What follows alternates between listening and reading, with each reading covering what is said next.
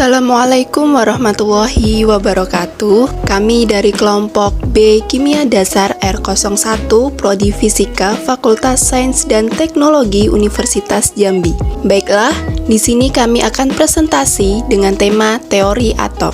Adapun nama-nama kelompok dari kelompok B Kimia Dasar, yang pertama, Fadlan Ramadan dengan NIM F1C321011. Yang kedua, Indah Khairunisa dengan NIM F1C321039.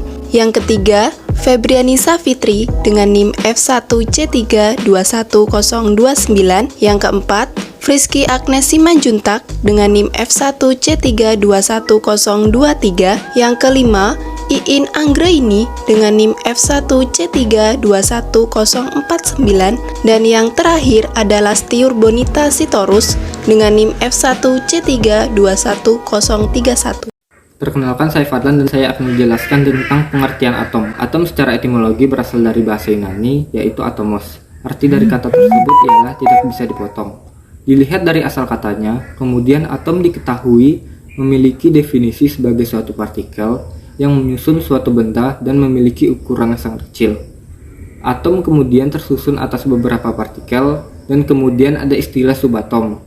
Hal ini menunjukkan betapa kecilnya ukuran atom di setiap permukaan benda apapun.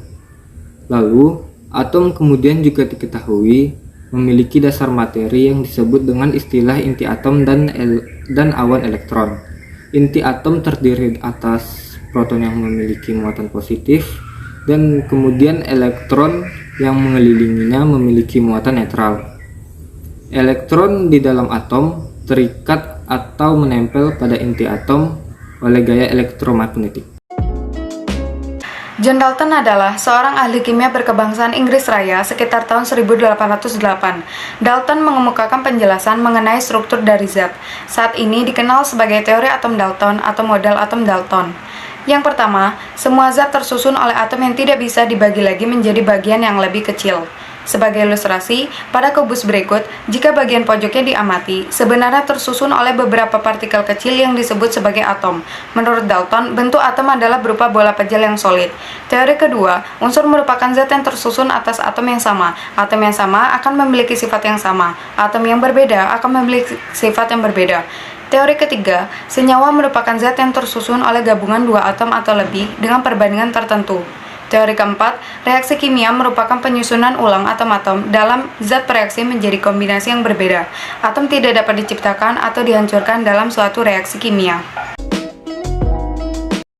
Atom menurut J.J. Thomson atau yang sering disebut teori Thomson, di mana teori ini menerangkan bahwa atom itu diibaratkan dengan roti kismis. Adapun kelebihan dan kekurangan dalam teori ini, kelebihannya ada dua, yaitu teori ini dapat menerangkan adanya partikel subatom, dan yang kedua, teori ini dapat menerangkan adanya sifat listrik atom. Lalu, kekurangan dalam teori ini yaitu tidak dapat menerangkan adanya susunan, muatan negatif dan muatan positif dalam sebuah atom. Saya, Friski Agnes Simanjuntak, dengan NIM F1C321023 ingin menjelaskan tentang teori Rutherford. Teori atom Rutherford ada untuk mematahkan teori Thomson bahwa atom merupakan bermuatan positif dan sekelilingnya terdapat elektron bermuatan negatif, seperti roti kismis. Dengan melakukan percobaan dengan sinar alfa untuk membuktikan atom positif dan negatif. Dia berteori bahwa sinar alfa ditembak ada sinar yang diteruskan. Karena muatan sinar positif, atom juga positif.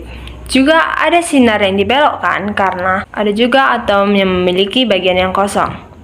Dan terakhir, ada juga yang dipantulkan karena tidak mengenai inti atom atau bisa dibilang mengenai pinggiran atom. Terima kasih. Pada tahun 1913, seorang ilmuwan Denmark yang bernama Niels Henrik David Bohr menyempurnakan model atom Rutherford dengan menerapkan teori quantum Planck. Model atom Bohr dikenal dengan postulat Bohr, Yang pertama, dalam mengelilingi inti atom, elektron berada pada kulit atau lintasan tertentu. Kedua, selama elektron berada pada lintasan stasioner tertentu, energi elektron tetap sehingga tidak ada energi yang diemisikan atau diserap. Ketiga, elektron dapat beralih dari satu kulit ke kulit lain dengan besarnya energi yang terlibat sama dengan persamaan Planck. Dan yang terakhir, lintasan stasioner elektron memiliki momentum sudut.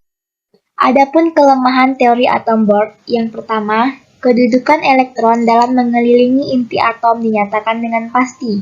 Kedua, gerakan elektron digambarkan sebagai lingkaran atau elip. Dan yang ketiga, tidak dapat menerangkan intensitas spektrum lebih lanjut. Saya Lesti Sitorus. Di sini saya akan menjelaskan materi model atom mekanika kuantum. Model atom ini menganggap bahwa elektron bukanlah partikel diskrit seperti yang dijelaskan oleh Bohr. Elektron juga memiliki dualisme materi, yaitu elektron dapat dianggap sebagai materi karena memiliki massa menempati ruang dalam atom. Selain itu, elektron juga dapat dianggap sebagai gelombang. Model atom ini mengemukakan bahwa atom memiliki inti atom dan elektron menempati ruang yang disebut orbital, yakni tempat terbesar peluang menemukannya elektron. Nah, di sini juga memiliki kelebihan dan juga kekurangan, di mana kelebihannya itu model atom dapat mengidentifikasi proton dan juga elektron dan mengukur perubahan elektron dan emisi elektron. Di mana kekurangannya itu adalah rumusan gelombang hanya dapat diterapkan secara eksak dan model atom ini susah diterapkan secara makroskopis. Sekian dari saya, kurang lebihnya saya mohon maaf dan terima kasih. Demikian presentasi dari kelompok kami. Semoga apa yang kami sampaikan dapat bermanfaat untuk teman-teman semua. Dan kami memohon maaf atas segala kekurangan kami. Kami akhiri. Wassalamualaikum warahmatullahi wabarakatuh.